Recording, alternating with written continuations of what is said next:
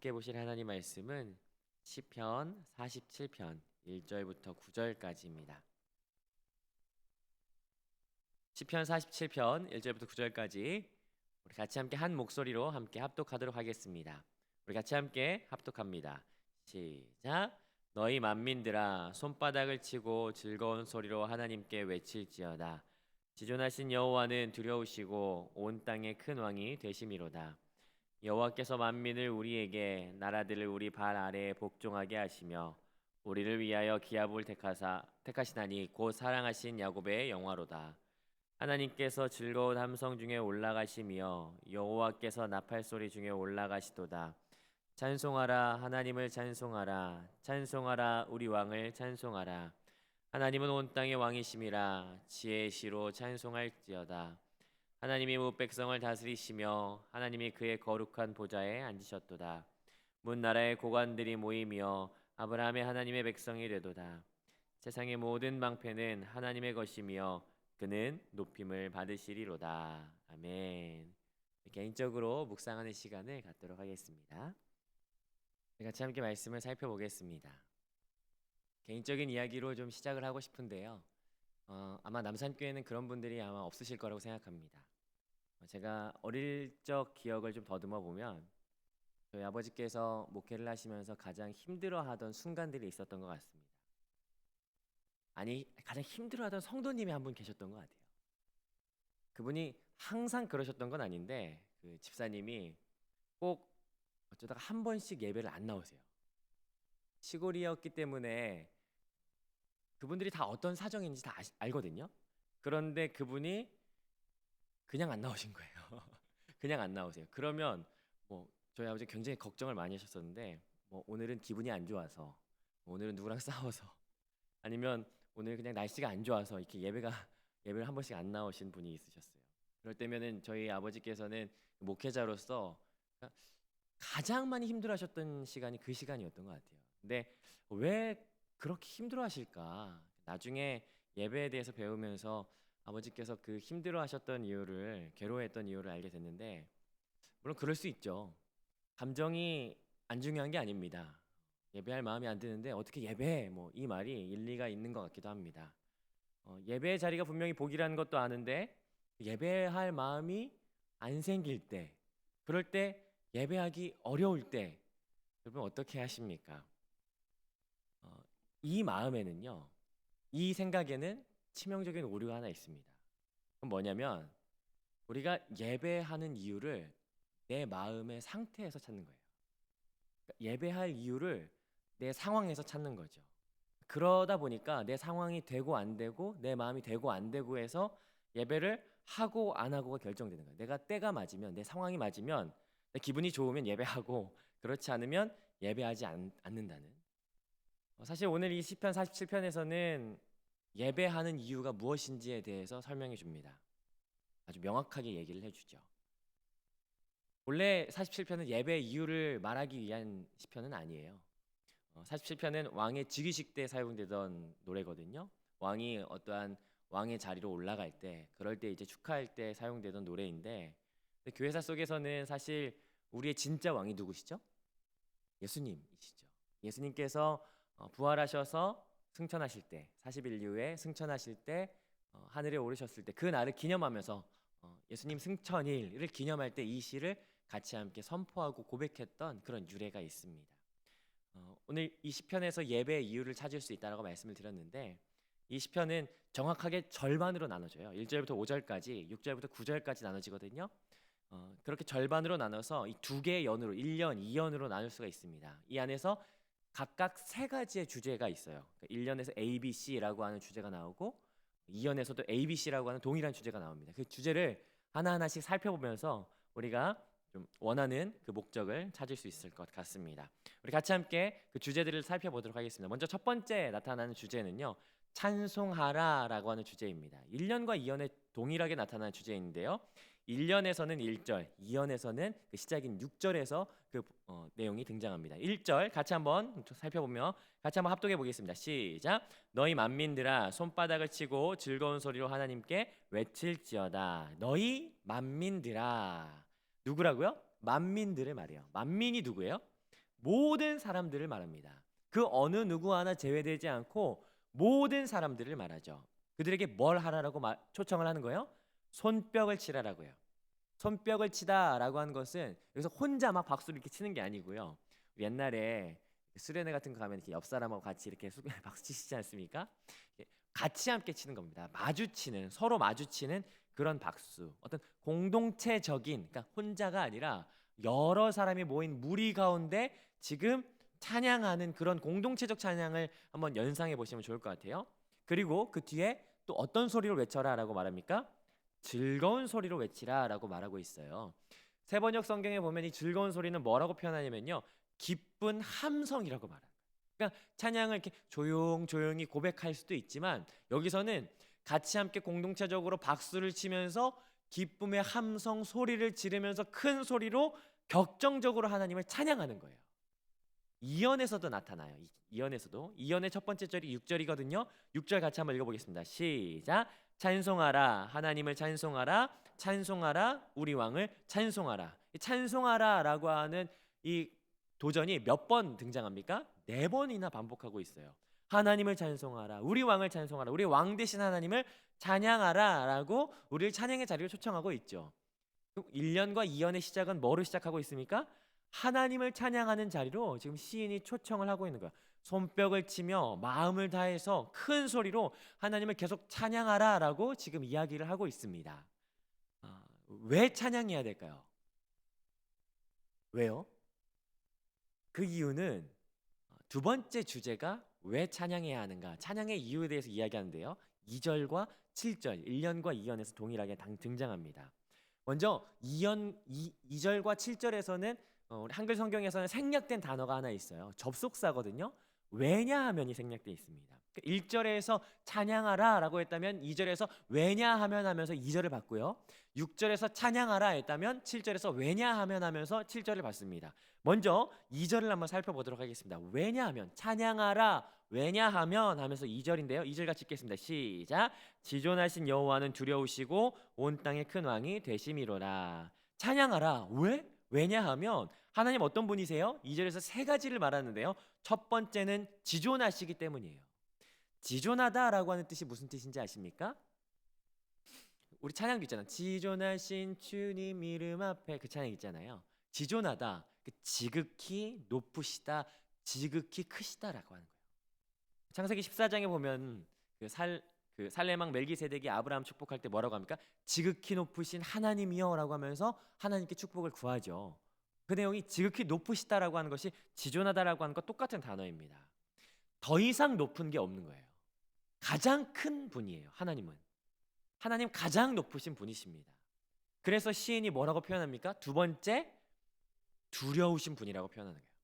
두렵다라고 하는 것은 다른 뜻에는 경외하다, 경배하다라고 하는 의미가 있는 거예요. 그래서 경외받으시기 합당하시고 경배받으시기 합당한 분이시기 때문이라는 겁니다. 그래서 2절에서 3번째 이유가 또 등장하죠. 찬양해야 하는 이유가 왜냐하면 그분은 어떤 분이 되십니까? 온 땅의 큰 왕이 되세요.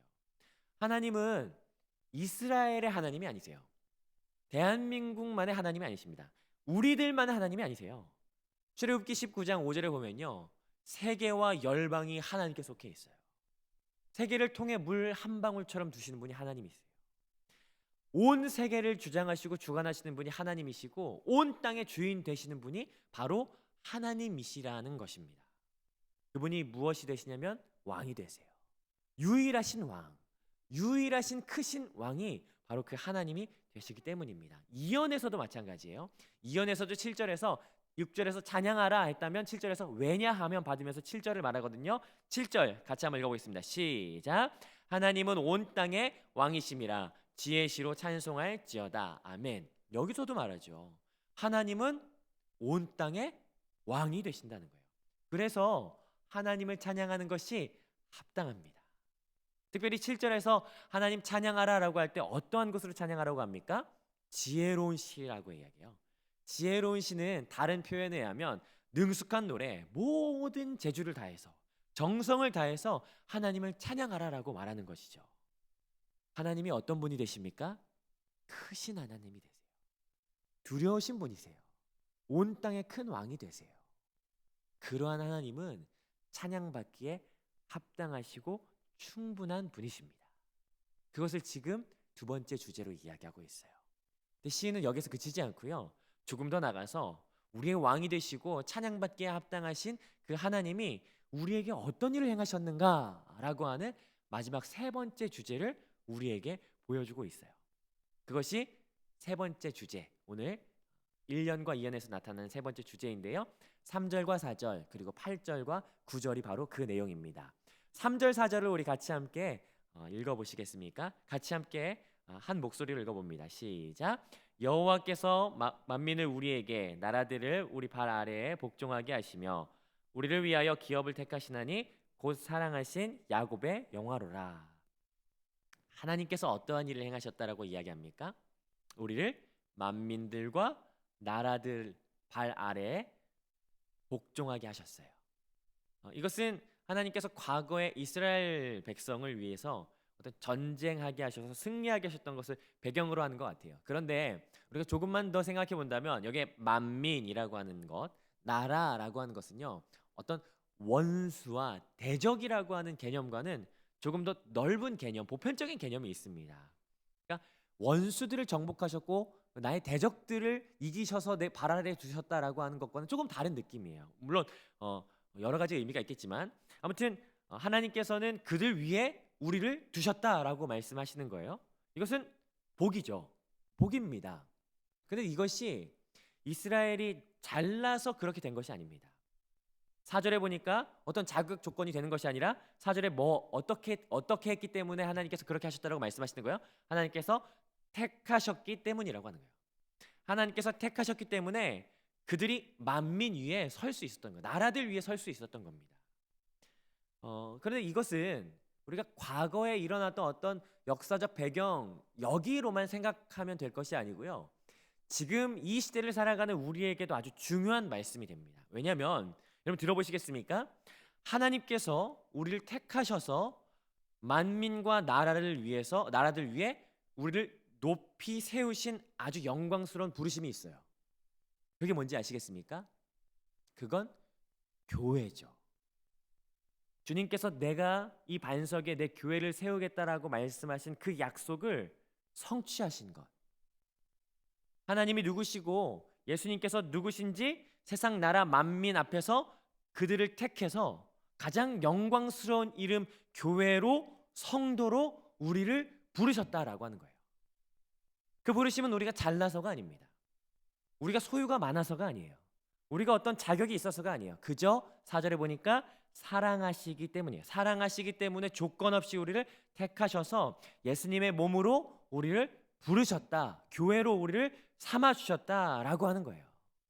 이게 하나님께서 행하신 아주 놀라운 일인 거죠. 이언에서도 하나님께서 행하신 놀라운 일을 찾아볼 수가 있어요. 9절인데요.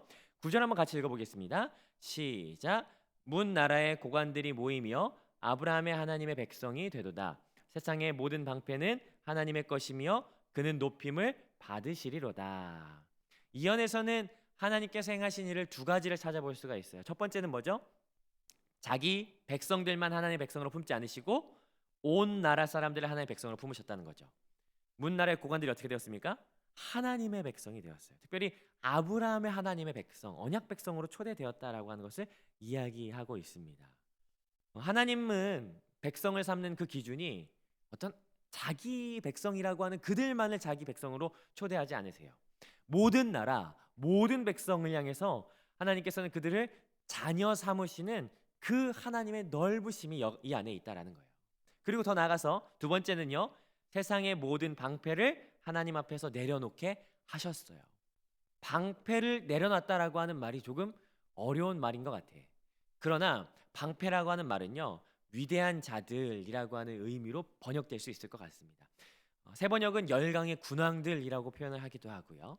그럼 이게 무슨 말입니까? 세상의 모든 지도자들, 그들조차도 하나님께서는 자기의 백성으로 삼으실 것이다 라고 하는 것을 의미하는 거죠. 이것은 이미 이루어지기 시작했습니다. 그러나 아직 완성되지 않았죠. 예수님께서 이 땅에 오심으로써 시작되었어요. 계속되는 하나님의 선교, 주님 오실 날까지 계속되어질 그 선교, 하나님의 선교는 주님이 오실 그날까지 계속될 것입니다. 그럼 정리하자면 하나님께서는 어떤 일을 행하셨습니까? 우리를 교회로 불러주셨어요. 우리 열방 가운데 하나님께서 교회로 성도로 우리를 택하여 주셨다라고 하는 것을, 그것은 우리의 어떠함 때문이 아니고 우리가 어떻게 잘나서가 아니고 하나님께서 사랑하시고 하나님께서 택하셨기 때문에 우리가 교회가 되었다라고 하는, 영광스러운 교회로 부르심을 입었다라고 하는 말씀이 오늘 바로 이 가운데서 찾아볼 수 있는 것입니다. 그리고 하나님께서 또 어떤 일을 행하셨습니까? 잃어버린 자들을 찾아서 주의 백성을 교회로 부르고 계신다라고 하는 그 놀라운 사역을 하나님께서 지금도 계속해서 하고 계시다라고 하는 것입니다.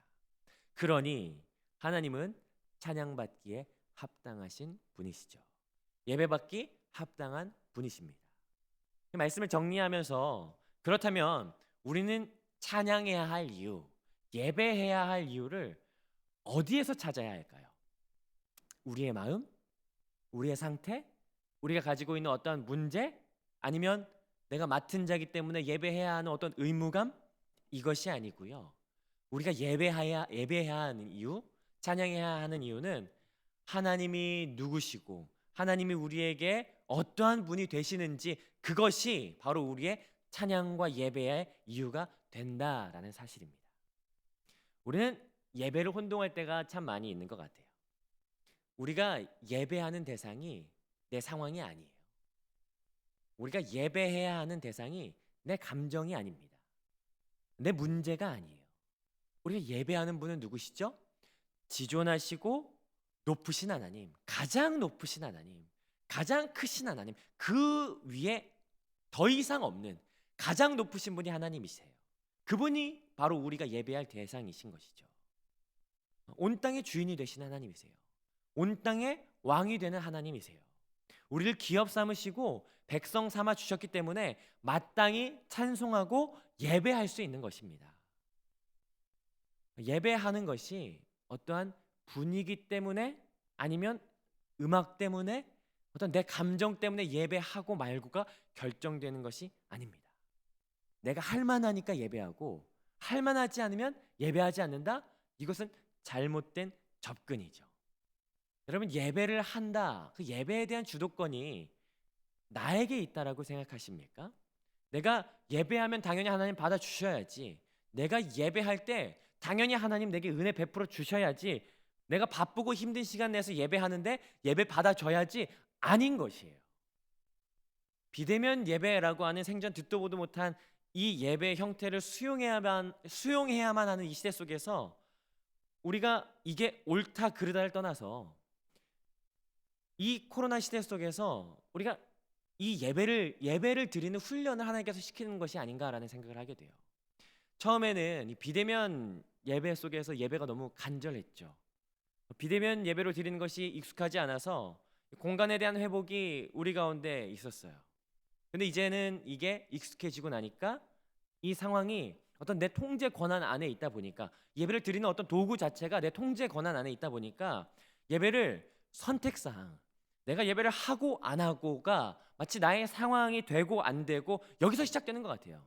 내가 안 되면 안 하거나, 아니면 안 되면 뭐 나중에 하거나, 좀 늦게 하고, 문제가 있으면 뭐 어쩔 수 없는 것이고, 뭐 이렇게 생각할 때가 참 많이 있게 되는 것 같은데, 그러나 오늘 본문을 통해서 우리가 명확하게 알아야 하고, 본문을 통해서 우리가 우리 예배의 마음을 다시 한번 잡았으면 좋겠는 거예요. 이 말씀을 좀 우리가 붙잡았으면 좋겠습니다. 그것은 예배의 주도권이 내게 있지 않다라고 하는 거예요. 하나님이 받아주셔야 예배가 되는 거지, 하나님 예배 거부하실 수도 있습니다. 성경에 보면 가인의 예배는 하나님께서 받지 않으셨어요. 하나님 안 받으실 수도 있어요. 내가 예배를 해야 당연히 받아주셔야 되는 분이 아니라는 거예요. 예배의 주도권이 하나님께 있다라고 하는 것이죠. 우리가 예배해야 하는 것은 하나님이 하나님 되시기 때문에, 지극히 높으신 분 앞에서 마땅히 그분을 향해서 두려워하는 마음으로 엎드리는 것이 예배인 것이죠. 교회된 성도로서, 부르심을 입은 자로서 최고의 가치를 드리는 것이 바로 예배인 것입니다. 오늘 우리가 이 말씀을 통해서 같이 함께 결단하고 예배의 마음을 다시 붙잡았으면 좋겠습니다. 나의 어떠함으로 예배하지 않았으면 좋겠어요. 하나님의 어떠함 때문에 예배하는 저와 여러분이 되었으면 좋겠습니다. 특별히 예배의 가치가 점점 흐릿해지는 이 시대 속에서 오늘 우리가 그렇게 하나님을 주목하지 않으시겠습니까? 내 감정 때문에 주님을 바라보는 것이 아니라 내 상황이 여의치 않고 뭐 되고 이것 때문에 예배하는 것이 아니라 그분이 하나님 되시기 때문에 그분이 마땅히 예배 받으시기에 합당하신 분이시기 때문에 나의 모든 상황을 뛰어넘어 나의 모든 감정을 뛰어넘어 온전히 주님을 주목하여 바라보는 오늘 이 하루가 되시기를 주님의 이름으로 축복합니다.